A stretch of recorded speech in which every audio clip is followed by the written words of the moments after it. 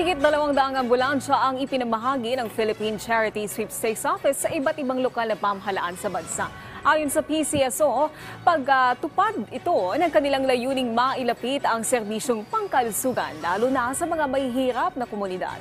Si Clazel Partilla sa sentro ng balita. Isa sa mga itinuturing na typhoon-prone provinces sa bansa ang lalawigan ng Isabela. Kaya mahalaga sa probinsya ang pagkakaroon ng sapat na ambulansya na mabilis na tutugon sa medikal na pangangailangan ng mga naapektuhan ng bagyo o anumang health emergency sa lugar. Ang good news na mahagi ngayong araw ng higit 200 patient transport vehicles o ambulansya ang Philippine Charity Sweepstakes Office sa mga lokal na pamahalaan sa bansa. Kabilang sa nabigyan ang bayan ng Quirino at San Manuel, Isabela. Sa bayan po namin ng San Manuel, very limited yung aming capacity to transport patients. Yung aming RHU, isa lang yung ambulance. Yung MDRRMO namin, merong 2 na, kaya ito napakalaking tulong po nung nakuha namin tulong mula sa PCSO.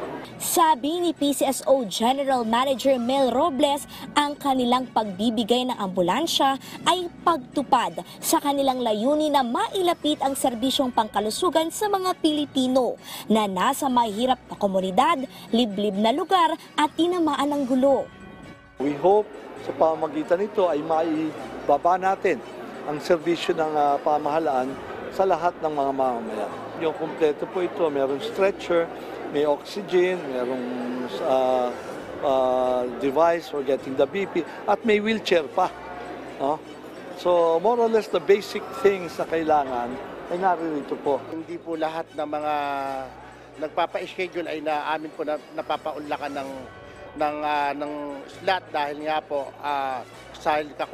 kulang po kami sa ambulance po talaga. Sa ngayon po ay malaking katulungan po itong naragdag naming isang ambulansya para din sa ganon makamit na po ng mga humihiram na magkaroon po sila ng gagamitin sa bawat emergency. Bawat PTV ay nagkakahalaga ng higit 2 milyong piso.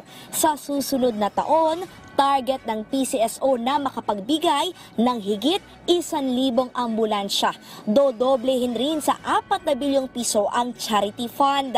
Kaya hinihikayat ang ahensya na suportahan ang mga palaro ng PCSO kung saan kumukuha ng pondo para sa kanilang mga charity program.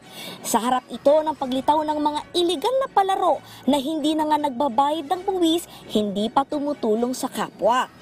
You cannot compete dun sa illegal kasi wala naman tayong ilalaban na gano'n eh. Because we are here primarily for charity. Kaya lagi kong sinasabi, ang panlaban nyo lang dyan, yung ating slogan na sa bawat taya may kawang gawa.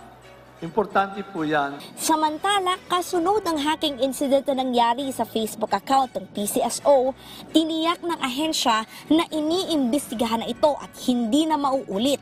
Tanging social media account lamang ang napasok at hindi ang sistema ng PCSO na pinahigpit pa ang seguridad sa ngayon. Clazel Partilla para sa Bayan.